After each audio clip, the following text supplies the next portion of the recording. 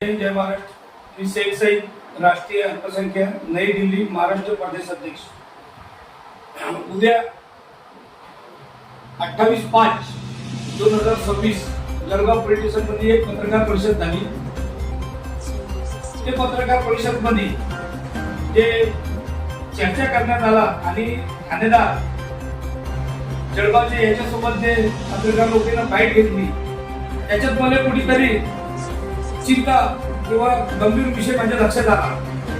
ते गोष्टीची शहानिशा करण्यासाठी मी आणि माझी टीम, आमचे केंद्रीय सचिव लियाकत खान, अल्पसंख्याक संघटनेचे तसेच माझ्या संघटनेचे सर्व लोक आम्ही खपनार पोलीस स्टेशन मध्ये गेलो।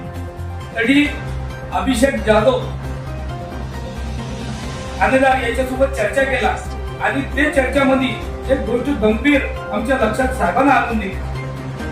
एसीपी पदक बुलढाणा यायला जे पोरगीचे नावाखाली मयत झाली असं दाखवून ते पोरगीच्या बापाले आणि भावाले जबरदस्ती मारून सोडून जे जेना टाकलेल्या 302 गुन्ह्यामध्ये हे जे खपराचे ठाणेदार अभिजित जाधव याने माहित पडला की जे पोरगी मेली पोरगा कुठे आहे याची शोध लावण्यासाठी अभिजित जाधवने एक टीम तयार केली आणि त्या टीम मध्ये जाधव साहेबाला एक गोष्टी जे भेटली, पोरगा मुंबईला आहे, पोरासोबत ते पोरगी जे मयत दाखवली अभिजित यायला एलसीपी वाले बुलढाणा वाले ना ते पोरगी जिवंत आहे। त्यानं ते पोरगी आणि पोरगाला पोराचे दोघेही आणला खपनार पोलीस स्टेशनमध्ये आणि आणल्यानंतर त्यानं ते खडकी ग्रामपंचायत चे सरपंच पोलीस पाटील यांच्यासोबत सर्व ती पोरगीची ओळख पटवून घेतली। त्याच्यानंतर त्यांना जळगाव पोलीस स्टेशनचे पीआय याने फोन लावून सर्व गोष्टी त्यांच्या लक्षात आणून दिली।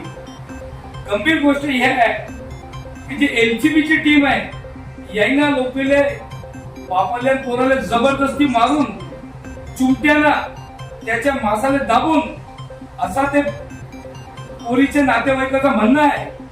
ते सर्व त्यांना मीडियाच्या समोर सर्व गोष्टी समोर आणून दिली।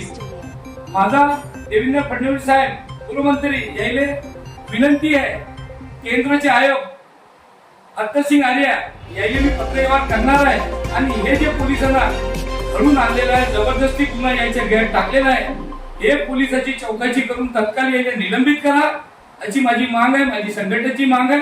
इतर सर्व लोकांचं हेच म्हणणं आहे की पोलिसाचा हे अन्याय करायचं काम बंद करा। जय हिंद, जय महाराष्ट्र।